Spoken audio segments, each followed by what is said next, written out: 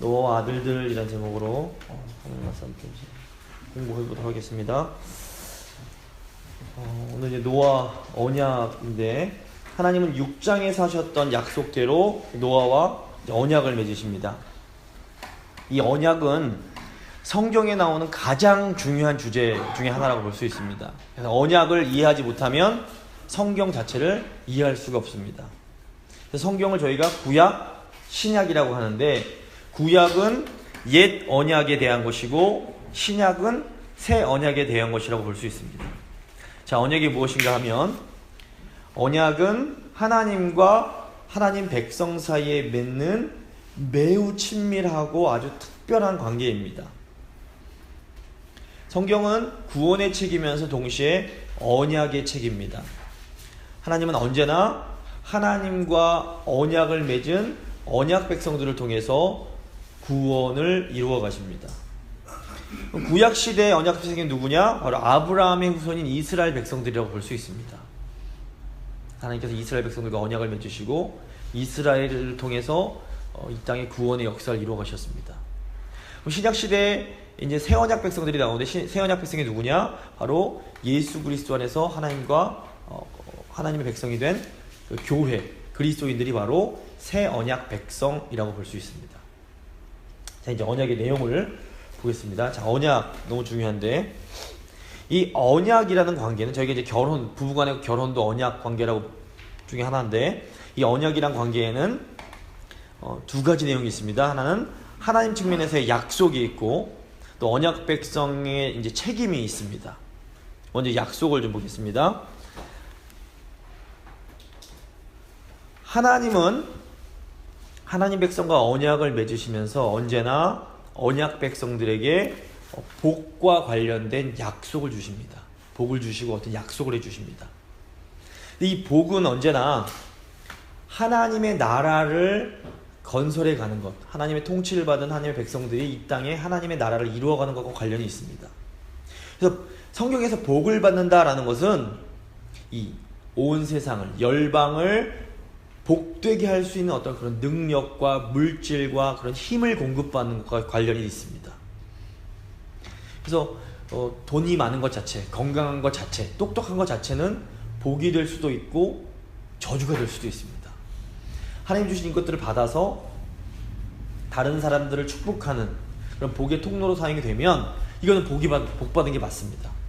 그런데 돈이 많은 사람이 다른 이웃들을 위해 사용하지 않고 자기 멋대로 자기 쾌락을 사는데 사용하면 이거는 저주가 될 수 있고, 건강한 사람이 그 건강을 다른 사람들을 세우고 돕는 데 쓰면 복이 되지만 자기 어떤 쾌락을 위해서 쓰고 다른 사람을 괴롭히는 데 쓰면 이건 저주가 됩니다. 권력도 마찬가지고 모든 재능도 마찬가지입니다. 그래서 성경적인 의미에서 어떤 삶이 복된 삶이냐? 다른 사람을 행복하게 해주는 삶, 다른 사람이 나로 인해서 행복해진다면 그 삶은 참으로 복 있는 삶, 복된 삶이라고 볼 수 있습니다. 돈, 권력, 재능, 그 무엇이라도 아무리 그런 것들이 많더라도 다른 사람이 나 때문에 불행해진다, 그건 복된 삶이라고 볼 수 없습니다. 자, 그래서 언약에는 복과 관련된 하나님의 나라를, 다른 이들을 축복하는 그런 약속이 들어있습니다. 언약의 두 번째 내용은 이제 책임입니다. 이건 이제 언약 백성이 하나님의 말씀을 믿고 순종해야 할 책임이 있습니다. 그래서 하나님의 약속을, 내가 너에게 복 주어서 하나님의 나라를 이 땅에 건설하게 하겠다, 너를 복의 통로로 사용하겠다 하는 이 약속을 믿고 하나님의 말씀에 순종하면 정말로 하나님이 주시는 복을 받아서 열방을, 다른 이웃들을 축복하는 그 복된 사명을 감당하면서 이 땅에서 살 수 있게 됩니다. 반면 하나님의 약속을 불신하고 하나님 말씀에 불순종하면 저주를 받아 하나님께서 주신 땅, 즉 사명의 자리에서 쫓겨나게 됩니다.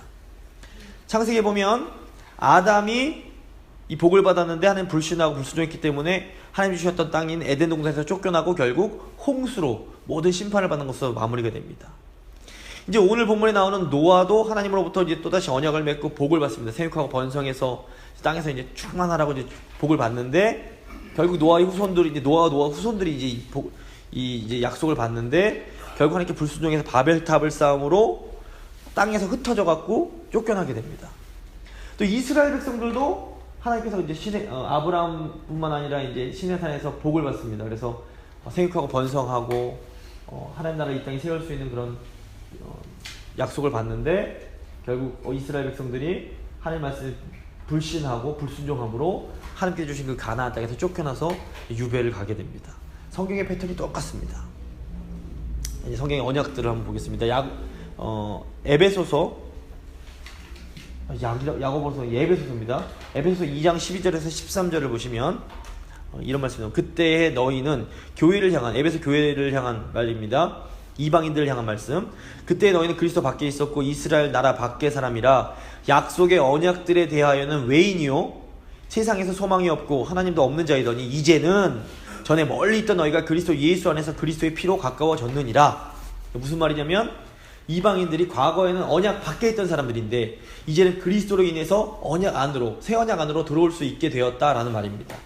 그래서 구약을 보시면 여러 가지 약속의 언약들이 존재합니다. 오늘 본문에 나오는 노아 언약도 그 언약 약속들 중에 하나입니다. 자, 이제 표로 정리를 해놨습니다. 나눠드린 그거 이제 표가 정리가 되겠습니다. 이제 언약들이 쭉 왼쪽에 나옵니다. 그리고 이제 그 언약에 담긴 약속들이 나오고 그에 관한 언약 백성들의 책임이 나오고 하나님께서 언약 맺으실 때 주셨던 그런 증표들이 오른쪽에 써놨습니다. 먼저 창조 언약이 있습니다. 창세기 1장 2장을 보시면 언약의 약속이 무엇입니까? 생육하고 번성해서 땅의 충만함으로 하나님께서 주신 땅에서 하나님의 나라를 건설하는 것이었습니다. 그래서 하나님은 첫 인류 아담과 하와에게 복을 주시고 생육하고 번성해라. 그리고 이제 그 땅을 잘 경작해라. 그래서 하나님 나라를 이루어가라 라고 말씀을 주십니다. 아담의 언약 백성인 아담의 책임이 무엇입니까? 선악과를 먹지 말라는 그 말씀에 순종하는 것이었습니다. 그런데 아담은 하나님의 그 말씀을 불신하고 불순종하여 언약의 저주를 받아 하나님께서 주신 땅 에덴 동산에서 쫓겨나게 됩니다. 하지만 하나님은 이때 구원을 약속해 주십니다. 일종의 무조건적인 약속이었다고 볼 수 있습니다. 이것을 아담 언약이라고 표현할 수 있습니다. 두 번째로 이제 노아 언약, 오늘 본문인데 창세기 9장에 나온 노아 언약입니다. 이 성경에서, 구약 성경에서 공식적으로 이 언약, 히브리어로 베리트라고 하는데 이 언약이라는 단어가 처음 나오는 곳이 창세기 6장 18절입니다. 6장 18절을 보시면 하나님께서 아브라함에게 내가 이제 너희들 홍수를 해서 다 죽일 건데 그러나 너와는 내가 내 언약을 세우리니 라고 말씀을 해주십니다. 이제 9장은 이제 이 6장에서 말씀하신 하나님의 그 언약의 약속이 성취되는 것이라고 볼 수 있습니다. 이 언약의 약속의 내용이 무엇입니까? 9장 1절과 6절을 보시면 아담과 똑같습니다. 생육하고 번성하여 땅의 충만함으로 이 땅에 하나님께 순종하는 하나님의 나라를 건설하는 것이었습니다. 그리고 또 하나의 그 약속의 내용은 뭐냐면 이제 다시는 물로 심판하지 않겠다라는 것입니다. 그럼 이 약속을 받은 노아의 책임은 무엇입니까? 핏째 동물을 먹지 않는 것입니다. 생명을 존중하는 것입니다. 근데 이제 이거 노아의 후손들이 역시 또 이제 바벨탑 사건으로 그 땅에 충만하라는, 번성하라는 그 말씀에 반역하여 또다시 이제 심판을 받게 됩니다. 자세한 내용은 이따가 좀 살펴보겠습니다. 그 다음에 이제 아브라함 언약이 있습니다. 창세기 12장에서 하나님은 아브라함에게 약속을 주시고 창세기 15장과 17장에서 아브라함과 언약을 맺으십니다. 굉장히 중요한 사건입니다. 아브라함이 이 땅에서 한 건 딱 하나밖에 없습니다. 하나님과 언약 맺은 겁니다. 언약의 약속은 뭐냐? 내가 너에게 복 주어 너의 자손이 큰 민족을 이루어 열방을 축복하는 하나님의 나라를 내가 세우겠다라는 것이었습니다. 자, 아브라함의 책임, 아브라함과 아브라함의 후손들의 책임은 하나님 말씀에 순종하는 것이었습니다. 이제 출애굽 19장을 보시면 출애굽한 이스라엘 백성들과 하나님께서 시내산에서 언약을 맺으시는데 이 언약은 아브라함 언약의 일종의 확장이요 갱신에 해당합니다. 약속의 내용도 똑같습니다. 복을 주어 가나안 땅에 거룩한 백성 제사장 나라를 내가 만들겠다. 하나님 나라를 내가 가나안 땅에 세워주겠다라는 것이었습니다. 이스라엘의 책임은 하나님이 주신 율법에 순종하는 것이었습니다. 그 다음에 다윗 언약은 사무엘 하 7장에 나오는데요. 다윗 언약 역시 아브라함과 맺으신 언약의 확장입니다. 다윗왕으로 대표되는 하나님의 대리 통치자의 그 지도하에 언약 백성들이 이제 이 땅에 하나님의 나라를 온전히 건설하기를 하나님이 원하셨습니다. 언약의 약속, 다윗왕이 다스리는 이스라엘이 영원할 것이다 라는 것이었습니다. 다윗의 후손의 그 왕들을 다윗의 후손들의 그 책임은 무엇이었는가 하면 역시 또 하나님의 말씀에 순종하는 것이었습니다.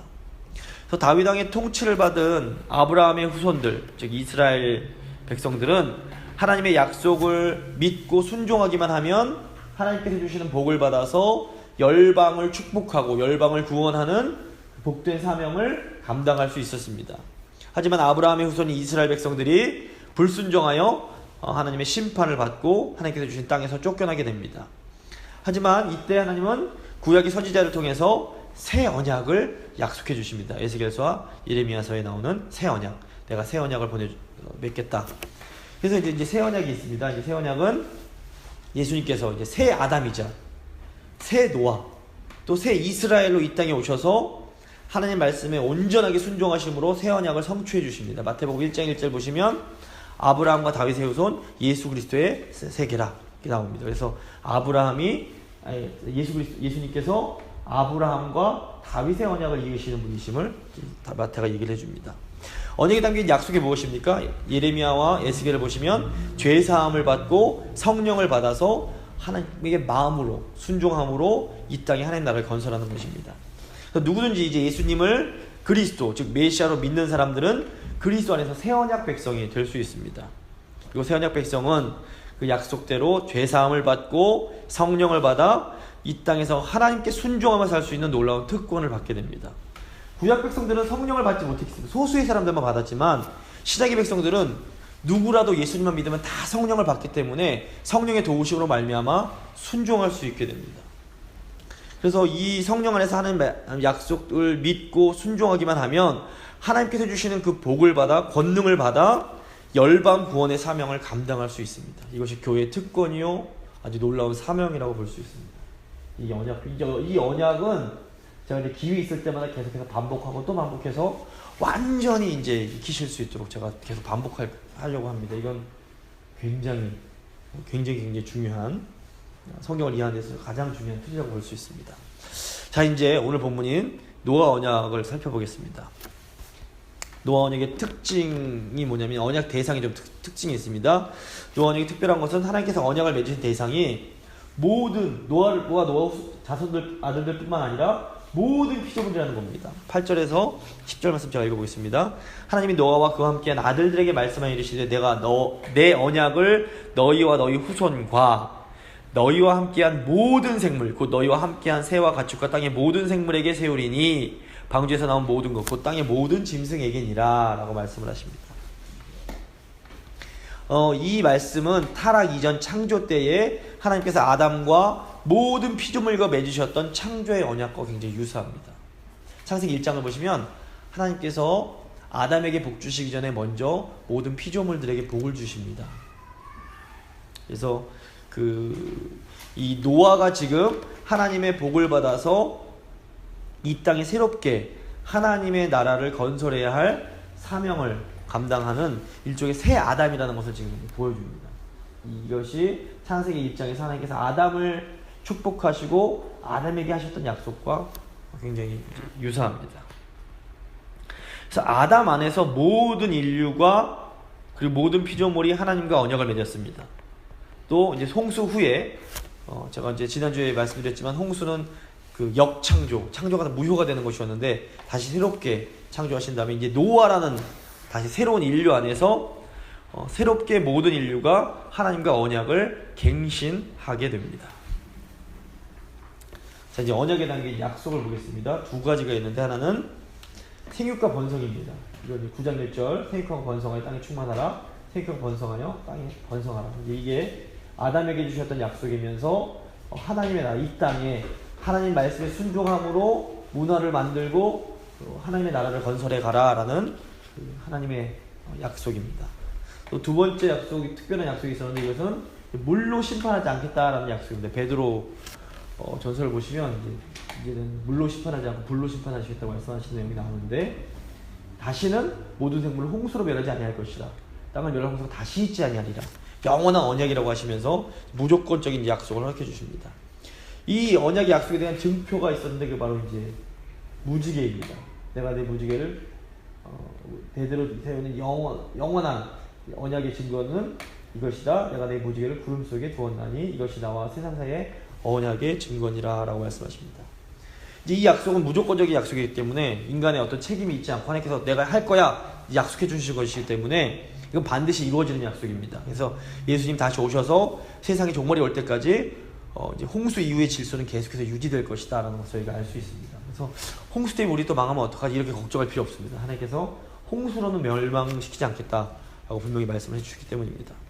이제 여기서 기억해야 될 게 뭐냐면 이제 노아의 후손들의 책임입니다. 이제 언약 하나님께서 약속은 생육하고 번성하고 다시는 홍수 멸하지 않겠다는 약속을 주셨는데, 그럼 이 약속을 받은 우리의 책임은 뭐냐면 이걸 믿으면서 모든 생명을 소중하게 여기는 것입니다. 이제.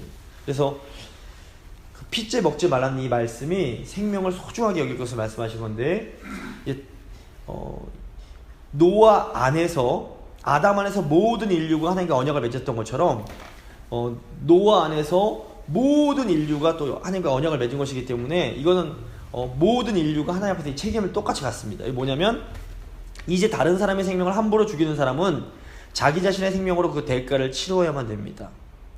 그래서 자신의 탐욕을 채우려고 하나님께서 주신 생명을 우습게 여기는 사람들은 결국 영원한 생명을 잃어버리게 되는 무서운 심판을 당할 수밖에 없습니다.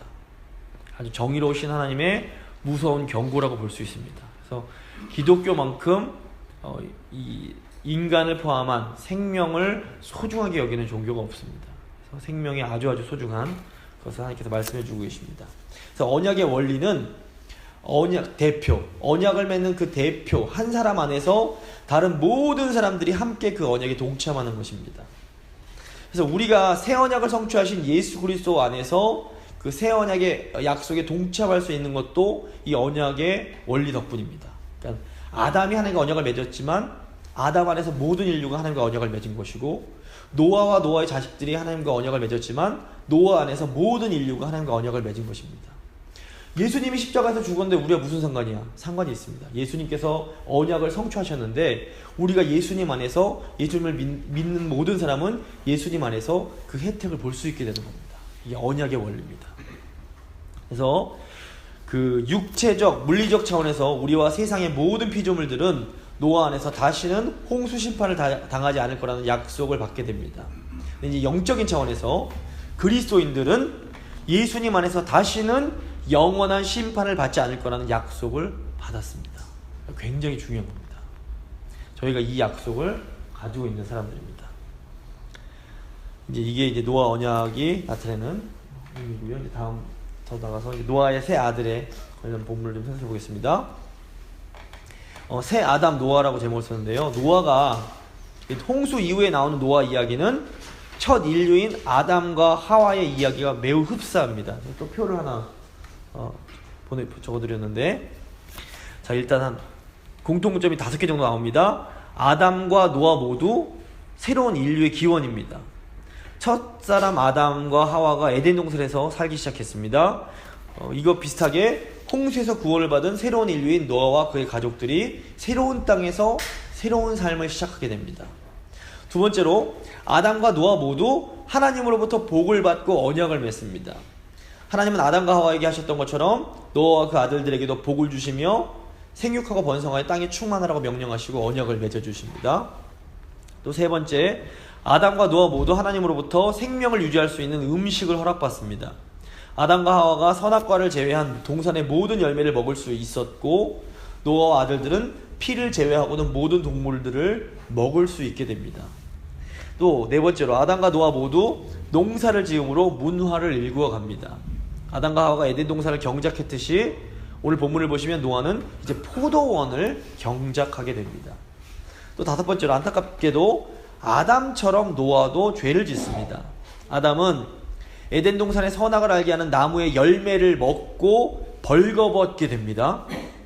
벌거벗은 것을 깨닫게 됩니다. 근데 노아도 포도원 과수원의 열매를 먹고 벌거벗은 상태가 됩니다. 히브리어 단어가 똑같습니다. 그래서 성경에서 벌거벗는다, 나차가 된다는 것은 죄를 상징합니다. 그래서 첫 인류의 대표인 아담이 동산의 열매를 먹고 죄를 지은 것처럼 새 인류 대표인 노아도 과수원 동산의 열매를 먹고 죄를 짓습니다. 노아의 죄가 이 노아의 죄는 아담이 저지른 죄의 일종의 복사판, 반복이라고 볼 수 있습니다. 결국 죄로 인해 죽은 아담처럼 창세기 5장 5장을 보시면 아담이 죽었다고 기록이 되어 있는데 노아도 창세기 9장 29절을 보시면 죄로 인해 죽음을 맞게 됩니다. 아담 그리고 노아가 저지른 죄의 본질은 하나님께서 정해두신 선을 넘은 것입니다. 성경이 말하는 죄는 하나님께서 정해두신 그 선을 넘는 것입니다. 하나님은 인간을 위해서 육체를 가진 인간을 위해서 인간이 넘어서는 안 되는 그 선을 그어주십니다. 왜 이제 인간이 안전하게 하나님 안에서 자유를 누리기를 원하시기 때문입니다. 우리 뭐 속박하고 가둬두기 위해서가 아니라 인간은 육체를 지닌 존재이고 피조물이기 때문에 그 한계 내에서 살 때 비로소 자유를 누릴 수 있습니다. 그래서 아담에게 주신 선악과나 또 이스라엘에게 언약 백성 이스라엘에게 주신 율법은 모두 인간들이 하나님 안에서 풍성한 자유를 누릴 수 있도록 하기 위한 하나님의 배려요 은혜입니다. 그래서 모세가 너희의 행복을 위해서 주신 율법이라고 말을 합니다. 신명기 10장에 보시면 율법이 뭐 우리를 속박하고 못하게 하기 위해서 한 게 아니라 오히려 우리를 지키기 위해서 보호하기 위해서 이제 주신 것임을 저희가 알 수 있습니다. 그래서 참된 자유는 하나님이 인간을 위해서 정해두신 한계를 인정하고 그 안에서 만족을 누리며 살아가는 것입니다. 노아를 통해 반복되는 죄의 모습을 통해서 우리가 알 수 있는 것이 무엇입니까? 아담의 타락에서 드러난 인간의 죄성은 홍수라는 무서운 심판을 당한 후에도 전혀 변하지 않았다는 사실입니다. 그래서 저희 기억해야 될 건 심판은 인간의 죄성을 변화시키지 못합니다. 심판은 두려움으로 죄짓는 것을 억제해주긴 합니다. 하지만 죄성 자체를 변화시키지는 못합니다. 제가 애들이 막 장난하면 좀 잘못할 때 무섭게 야단을 치는데 이게 아이들이 잘못하는 것은 좀 억제시키긴 해도 아이들의 본성 자체를 바꾸지는 못합니다. 성범죄자들에게 전자발찌라는 걸 부착을 합니다. 한국에서. 근데 전자발찌 부착한다고 그 범죄자들의 본성이 바뀌는 것이 아닙니다. 범죄가 들킬 것이 두려워서 죄를 저지르지 못할 뿐이지 이들은 기회가 생기면 또다시 범죄를 저지르게 됩니다. 뉴스를 보니까 어떤 사람들은 전자발찌를 차고도 또다시 성범죄를 저지르곤 한다고 합니다. 이 본성이 변하지 않기 때문에 그렇습니다. 그렇다고 뭐 심판 필요 없는가? 절대 그렇지 않습니다. 죄악된 이 세상에는 심판과 징벌이 필요합니다. 만약 심판조차 없다면 이 세상은 정말 아비규환의 그 혼란으로 변할 것이기 때문입니다. 그럼에도 제가 기억해야 될 것은 심판은 죄악된 인간 본성에 대한 근본적인 치료제는 되지 못한다는 것입니다. 하나님께서 아무리 좋은 것을 주신다고 해도 인간의 죄악된 마음 자체가 변하지 않는 한 인간은 하나님께서 주신 선물을 온전히 누릴 수가 없습니다. 예수님께서 2000년 전 이 땅에 오셔서 십자가를 지시고 또 부활승천하신 후에 성령을 우리에게 주신 이유가 이 때문입니다. 굉장히 신약 성도는 구약 성도가 비교할 수 없는 놀라운 특권이 있습니다. 예수님은 십자가 위에서 우리가 도저히 해결할 수 없는 죄의 문제를 해결해 주셨습니다. 그리고 이제 성령을 통해서 우리를 도와주십니다. 이 굉장히 중요한 특권입니다. 구약 성도와 다른 우리는 성령을 받은 사람들입니다. 물론 여전히 우리에게도 유혹이 존재합니다. 하지만 우리 안에 계신 성령께서 우리가 할 수 없는 것들을 할 수 있도록 도와주십니다. 성령께 기쁜 마음으로 우리 안에 계신 성령께서는 우리가 기쁜 마음으로 하나님 말씀에 순종할 수 있는 놀라운 영적인 힘을 공급해 주십니다. 그래서 과거에는 아무리 생각해도 난 이건 못해. 난 이건 이제는 못 끊어. 라는 것도 성령께서 힘을 주시면 끊을 수 있습니다. 그래서 과거에 정말 죽어도 안 되던 일들이 지금 어떻게 하다 보니 순종하려고 노력하다 보니까 이제는 되는 걸 보면 이거는 100% 성령께서 역사해 주신 것입니다. 그래서 그리스도인은 이 성령 안에서 계속해서 이 새롭게 됨을 경험하며 살아가야 됩니다. 과거에는 참지 못하던 걸 이제는 참을 수 있고 과거에는 끊지 못하던 죄를 이제는 끊을 수 있는 겁니다. 그게 조금씩 계속해서 성화되는 과정이 일어납니다. 돌아보면 내가 참 많이 변했구나 느낄 수 있습니다. 물론 그렇다 해도 우리가 완전한 존재는 아닙니다. 저희는 넘어지고 또 실수하게 됩니다. 하지만 계속 조금씩 더 온전해지고 더 성숙해져 가는 것입니다. 시간이 갈수록 더 온전해지고 더 진실해지고 더 선해지고 더 아름다워져 가는 것입니다. 이것이 성령의 열매를 맺는 것이고 팔복의 성품을 누리며 살아가는 것입니다. 하나님께서 우리 그리스도인으로 부르셨다는 것은 성령 안에서 이 변화를 경험하며 살아가기를 원하시는 겁니다. 저희가 이거에 순종하며 살아갈 때 놀라운 기쁨과 은혜를 경험할 수 있습니다. 두 번째, 노아의 아들들에 대해서 좀 생각을 해보겠습니다. 이제 그 창세기 9장 그 20절부터 29절을 보시면 노아가 포도 농사를 짓고 거기서 나온 포도주를 마시고 취해서 장막 안에서 나체로 잠을 잡니다. 함이 아버지의 벗은 모습을 보고 형제들이 셈과 야벳에게 알립니다. 이 두 아들은 함과 달리 아버지의 벗은 모습을 보지 않고 옷으로 아버지의 그 나체를 가려드립니다. 술에서 깨어난 노아는 셈과 야벳을 축복하고 함의 아들 가나안을 저주합니다. 이 내용을 이제 읽어보시면 두 가지 의문이 좀 들 수 있습니다. 아들이 아버지의 벗은 모습을 보는 게 저주받을 만큼 그렇게 큰 일인가? 저희 아버지가 저를 이렇게 늘 데리고 이렇게 대중목욕탕에 자주 가셨는데, 이제 그걸 생각하면서, 우리는 이게 도대체 이해가 잘 안 될 수 있습니다. 그리고 또, 분명히 함이 잘못을 했는데, 이 노아는 함의 아들 가나안을 저주합니다. 이것도 왜 그럴까? 이제 어떤 학자들은 이제 이 함의 죄를 근친상간으로 해석을 합니다. 그러니까 함이 그 어머니를 범하는 근친상간의 죄를 범했고 어머니가 임신을 해서 낳은 아이가 바로 가나안이라는 것입니다. 그래서 노아가 그토록 함에게 화를 내며 저주를 퍼붓고 함의 아들인 가나안을 저주했다라고 이제 해석을 합니다. 이 근거가 아주 없는 게 아닌 것이 이 두 가지 정도 아주 강력한 성경의 근거가 있습니다. 성경을 보시면 함 외에도 그 근친상간을 저지르는 내용이 나옵니다. 창세기 35장을 보시면 야곱의 장자 르우벤이 아버지 야곱의 첩인 빌하와 동침을 합니다. 그 결과 르우벤은 장자의 권리를 잃어버리고 이제 나중에 저주를 받게 됩니다. 또 창세기 19장을 보시면 소돔과 고모라가 멸망한 후에 아브라함의 조카 롯의 두 딸이 아버지에게 술을 먹이고 아버지와 동침을 해서 아들 둘을 낳습니다. 이제 그 아들들이 나중에 훗날 모압과 암몬의 조상이 됩니다. 이런 걸 보면 성경이 참 인간의 그런 추악한 모습을 그대로 이제 드러낸 책인데, 분명히 성경에 근친상간의 내용이 나옵니다. 그리고 또 레위기 18장과 20장을 보시면 아버지의 아내와 동침하는 것을 아버지의 하체를 범하는 것으로 표현을 합니다. 레위기 20장 11절입니다. 누구든지 그의 아버지의 아내와 동침하는 자는 그의 아버지의 하체를 범하였은즉 둘 다 반드시 죽일지니 그들의 피가 자기들에게로 돌아가리라. 이 하체를 히브리어로 에르바라고 하는데 이것은 벗은 상태, 즉 나체를 의미합니다. 근친상간을 주장하는 학자들은 이 두 가지 내용, 성경에 근친상간의 내용이 나오고 또 레위기를 보면 아버지의 하체를 범한다는 내용이 나오는 것을 들어서 이 함이 아버지 노아의 하체, 즉 나체를 보았다는 표현 자체가 노아의 아내인 함의 어머니와 동침한 것을 의미한다라고 주장을 합니다. 근데 이제 이 해석에 결정적인 한계가 있는데 그게 뭐냐면 아버지의 하체를 옷으로 덮어준 셈과 야벳의 행동을 설득력 있게 설명하기 힘듭니다. 근데 이 아버지의 하체를 덮어준 셈과 야벳의 행동은 굉장히 중요한 신학적 의미가 있기 때문에 이거를 이 근친상간으로 해석을 하면 이 부분을 해석할 수 있는 방법이 없기 때문에 이 부분에 좀 한계가 있다고 볼 수 있습니다. 그렇다면 실제로 노아와 함에게 어떤 일이 일어났을까요? 아쉽지만 정확하게 우리가 어떤 일이 일어났는지 저희가 파악할 수가 없습니다. 성경에만 갖고는 파악하기에 힘이 듭니다. 근데 중요한 것은 이 사건이 강조하는 것 두 가지 신학적 메시지가 있다는 것입니다.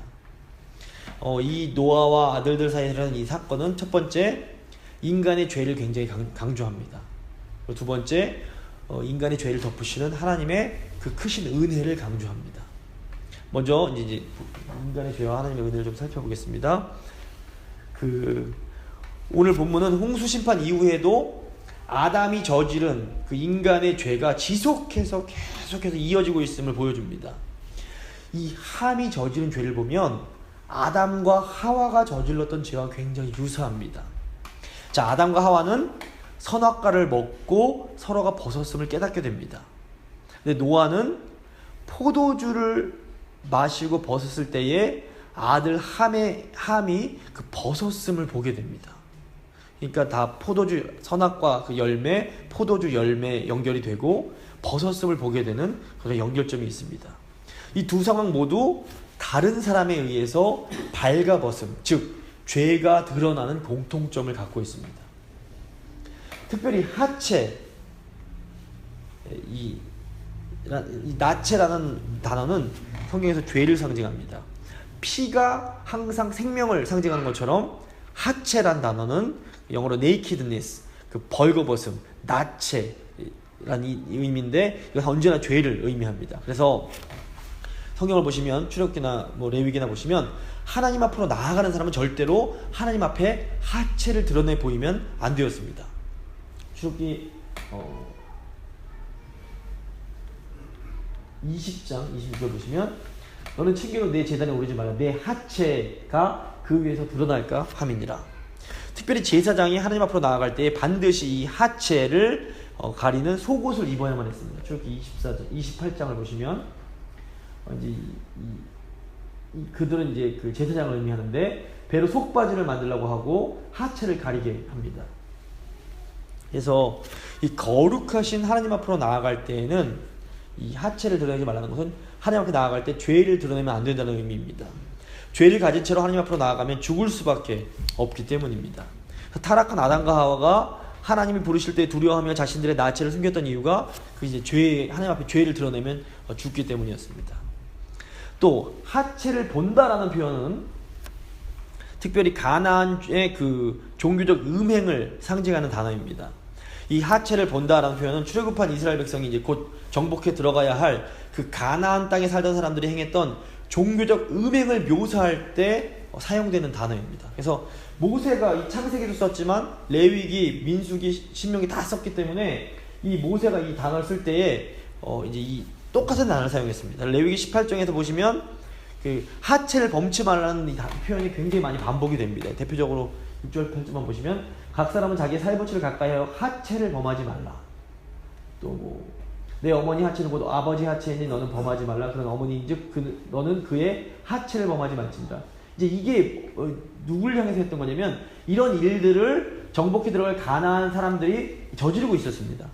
그래서 모세가 그걸 보면서 이런 행동 하지 말라고 이제 얘기를 했던 것입니다. 그래서 하체를 범한다라는 뜻은 나체를 드러내다. 그 히브리 원어의 뜻을 보면 uncover nakedness, 그러니까 그 나체를 드러내다라는 그 뜻이 있습니다. 그래서 근데 이 나체를 드러낸다라는 이 표현과 오늘 본문에 나오는 23절에서 셈과 야벳이 노아의 나체를 덮었다, cover nakedness와 완전히 반대되는 의미가 있습니다. 그래서 한쪽은 나체를 드러내고 반대로 한쪽은 나체를 덮어줍니다. 그리고 이제 이게 중요한 의미가 있고 또 함이 또 이 가나안의 아버지라는 것을 오늘 본문이 두 번이나 강조합니다. 18절과 22절에서 함은 가나안의 아버지다 라고 합니다. 이제 이걸 다 종합해보면 무슨 의미가 되냐면 함이 이 아버지 노아의 나체를 본 사건은 단순하게 함이 개인적인 성적 범죄를 강조한다기보다는 나중에 모세오경 전체의 맥락 속에서 지속적으로 나타나는 가나안 사람들의 그 음행과 우상숭배를 미리 암시하고 경고하는 차원이 있습니다. 즉 가나안의 조상인 그 함의 범죄를 통해서 미래 그 가나안 족속의 죄악을 미리 모세가 경고하는 것입니다. 그래서 이 본문에 나오는 이 함의 이 죄보다 사실 훨씬 더 중요한 것이 바로 셈과 야벳의 행동입니다. 셈과 야벳은 죄를 노출시켰던 함과 달리 그 옷으로 노아의 그 벌거벗음을 덮어줍니다. 이 벌거벗음을 덮는다라는 것은 죄를 덮어주는 것을 의미합니다. 창세기 3장을 보시면 그 아담과 하와가 타락한 후에 부끄러움을 느끼고 나뭇잎으로 자신들의 벗은 몸을 가립니다. 벗은 줄을 알고 무화과 입히려고 치마로 삼았더라. 자기를 가리기 위한 것이고 또 하나님께서는 타락하여 에덴 동산을 떠나야만 하는 아담과 하와를 위해 가죽옷을 지어서 아담과 하와의 벗은 몸을 덮어주십니다. 가죽옷을 지어 입히시니라. 아담과 하와가 나뭇가지로 자신들의 벗음을 가리려고 했던 이유는 자신들의 벗음, 나체, 즉 죄가 부끄러웠음을 의미합니다. 하나님이 이렇게 죄를 부끄러워하는 아담과 하와를 위해서 가죽옷을 지어서 입혀주십니다. 이것은 인간의 죄를 덮어주시는 하나님의 은혜를 보여줍니다. 그래서 창세기 3장에 나오는 이 가죽옷은 훗날 예수 그리스도의 예표가 됩니다. 예수님께서 우리의 죄를 덮어주신 것처럼 창세기 3장에서 이미 하나님은 인간의 죄를 가죽옷으로 덮어주셨던 겁니다. 사도 바울은 하나님으로부터 이렇게 죄가 가리워짐 받는 사람이 복이 있다라고 말씀합니다. 불법이 사함을 받고 죄가 가리워짐을 받는 사람들이 복이 있다.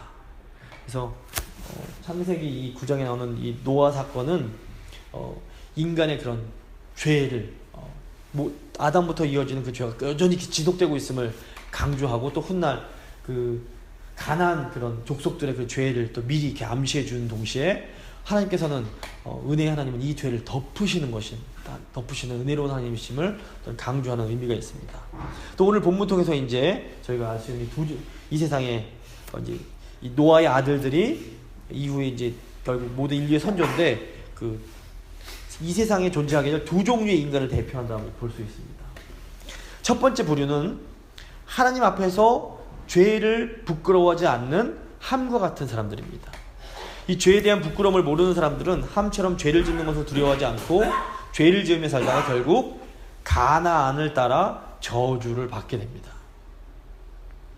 두 번째 부류는 하나님 앞에서 죄를 덮고자 하는 셈과 야벳 같은 사람들입니다. 이들은 죄 짓는 것을 두려워하며 자신들의 죄가 덮여지기를 소망합니다. 노아의 벌거벗음을 옷으로 덮어준 셈과 야벳은 우리의 죄를 보혈로 덮어주실 예수 그리스도의 그림자라고 볼 수 있습니다. 셈과 야벳이 옷으로 노아의 벗음을 덮은 것처럼 하나님은 예수 그리스도를 통해 죄를 덮고자 하는 사람들의 그 죄를 덮어버리십니다. 예수 그리스도의 보혈을 통해 불법이 사함을 받고 죄가 가리워지는 은혜를 받게 되는 것입니다. 그럼 누가 진정으로 복이 있는 사람입니까? 자신의 죄를 깨닫고 슬퍼하며 그 죄가 덮여지기를 바라고 그 죄가 가리워지기를 간절히 소망하는 사람입니다. 그래서 예수님은 애통하는 자가 복이 있다라고 말씀해 주십니다.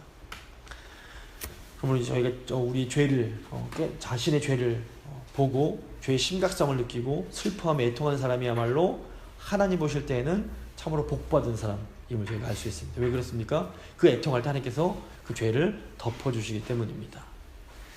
이제 마지막으로 노아의 예언을 좀 살펴보겠습니다. 25절과 27절을 보시면 이제 노아가 가나안을 저주하고 셈과 야벳을 축복합니다. 제가 어린 시절 이제 주일학교 선생님께서 이걸 어떻게 해석해 주셨냐면, 이 가나안은 흑인의 조상이고 셈은 유대인들 조상이고 야벳은 백인들의 조상이다. 그래서 야벳이 창대하여 셈의 장막에 거한다는 것은 백인들이 셈의 후손인 그리스도를 믿어 그 안에 거하면서 부자가 되었다는 뜻이다. 그래서 이 가나안의 후손인 흑인들은 이제 저주를 받아서 노예를 이제 되게 된 거다. 지금 미국과 유럽이 잘 나가는 게 다 이 때문이고 백인들의 노예가 된 것은 흑인들의 선조인 가나안의 죄 때문이다. 들어보셨을 겁니다. 근데 이게 그럴듯하게 들리는데 성경적인 근거는 전혀 없는 말입니다. 이제 이 구절이 실제로 아주 오랜 기간 동안 서양의 백인들이 흑인 노예제를 정당화하는 데 사용했던 구절입니다. 참 이 신학자들이 좋은 일도 많이 하지만 못된 짓도 많이 했습니다. 제가 이제 애들 학교 데려다 보다 보면 세필바다라는 거리가 있었습니다. 근데 그 세필바다라는 거리가 스페인의 아주 유명한 신학자입니다. 근데 천재 신학자라는데 그 신학자가 무슨 짓을 했냐면 노예들은 영혼이 없다라는 거를 성경적으로 정당화했습니다. 그래서 노예를 막 팔아먹을 수 있도록 그걸 한 게 세필바다입니다. 그래서 신학적으로 잘못된 해석을 저희가 이제 더 이상 따르면 안 될 것 같고요. 그래서 노아의 예언을 이렇게 마음대로 해석하면 굉장히 위험한 결과를 가져올 수 있습니다. 그래서 이 예언은 창세기뿐 아니라 모세오경 전체, 나아가 구약 전체에서 하나님 말씀이 어떻게 성취되는지 그 맥락 속에서 해석이 돼야 바르게 해석이 가능합니다. 먼저 가나안의 저주를 보겠습니다. 가나안 저주받을 이유가 무엇입니까? 9장 25절 가나안 저주를 받아 그 형제들의 종들의 종이 되기를 원하노라. 왜 아버지 하체를 본 함이 아니라 가나안이 저주를 받았습니까? 이 저주가 단순히 그 개인에 대한 것이 아니라 장차 우상 숭배를 하는 그 우상 숭배하는 자들을 대표하는 가나안 족속에 대한 예언일 가능성이 매우 높습니다. 그러니까 저지른 그 함에 대한 예언이 그 장차 있을 그 가나안 족속, 우상 숭배를 하는 가나안 족속을 향한 예언이었던 것입니다. 그래서 저희가 기억해야 될 것은 가나안에 대한 노아의 예언이 결국 모든 가나안 사람들이 하나도 빠짐없이 저주를 받게 될 것이다 라는 예언은 결코 아니라는 겁니다. 창세기 12장을 보시면 하나님은 결국 아브라함을 통해 가나안 족속을 포함하는 땅의 모든 민족들이 복을 받기를 원하십니다.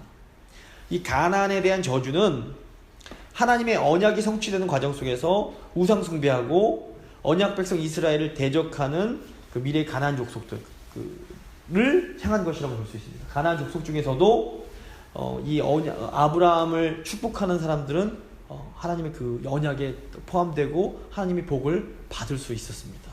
대표적인 사람이 바로 기생 라합입니다. 라합은 가나안 족속인데 믿음으로 이 언약에 참여함으로 예수 그리스도가 이 라합의 후손이십니다. 그러니까 이게 비록 가나안을 저주하긴 하셨지만 이 가나안은 되게 상징적인 의미가 있고 하나님을 대적하며 우상 숭배하는 사람들을 대표하는 존재이지 모든 가나안 사람들 다 이렇게 포함되는 건 아니라는 것도 기억하실 필요가 있습니다. 두 번째 이제 셈을 향한 축복입니다. 노아 예언의 핵심이 27절에 나오는 셈을 향한 축복입니다. 27절의 히브리 원문을 기초로 이제 세 부로 나누면 27절 한국 번역이 아니라 이제 원문을 보시면 하나님 엘로힘이라고 되어 있습니다. 야벳을 창대하게 하실 것이다. 그리고 원문에는 히브리 원문에는 그그라고 나옵니다. 그는 셈의 장막에 거할 것이다. 그리고 가나안은 그의 종이 되게 하실 것이다.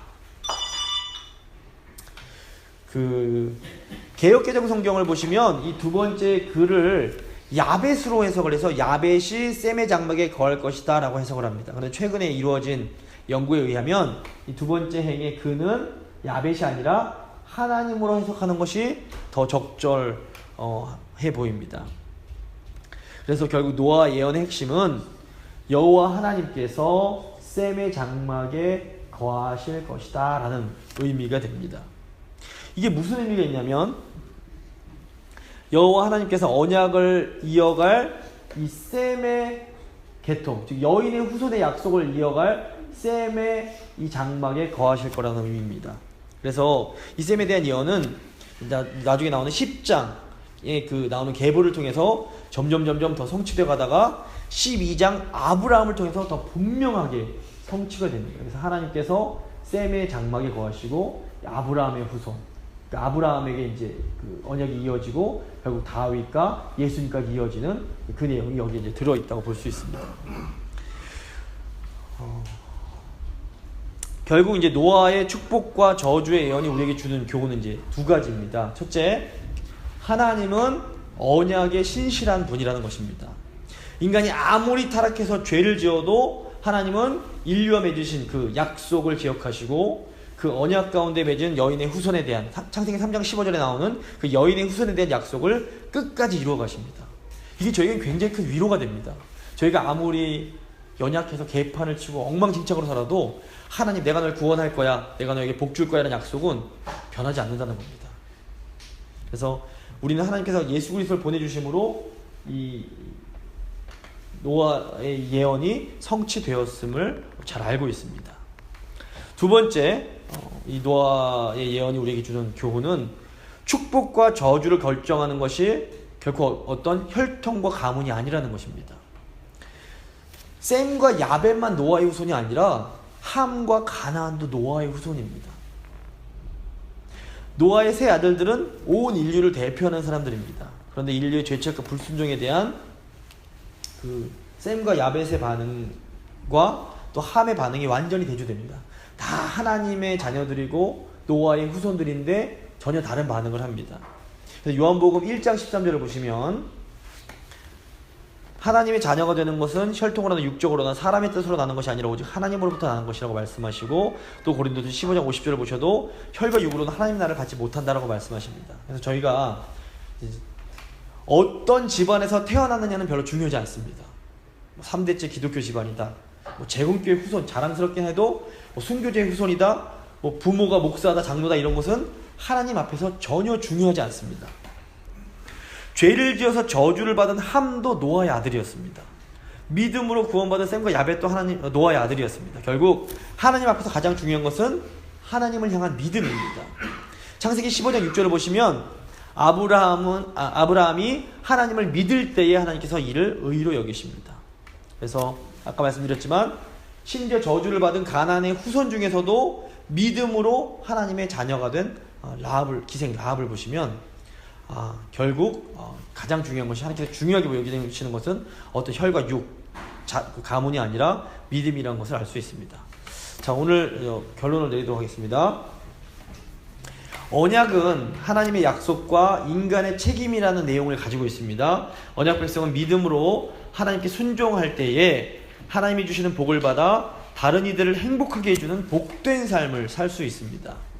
인간이 관계적인 존재로 창조가 되었기 때문에 나로 인해 다른 사람들이 행복해할 때 인간은 가장 행복해집니다. 엄마가 맛있게 요리해서 자식 먹일 때, 맛있게 먹을 때 엄마 배가 그거 보면서 그냥 기뻐하시는 게 엄마입니다. 왜냐하면 사랑하는 사람이 행복해하기 때문에. 결국 그리스도인이 누리는 행복도 이겁니다. 저희가 하나님 주신 복 받아서 다른 이들을 섬기고 그들이 저희로 인해 행복해할 때 저희는 더 큰 기쁨을 얻을 수 있습니다. 그 다음에 이제 세상에는 두 종류의 사람이 있습니다.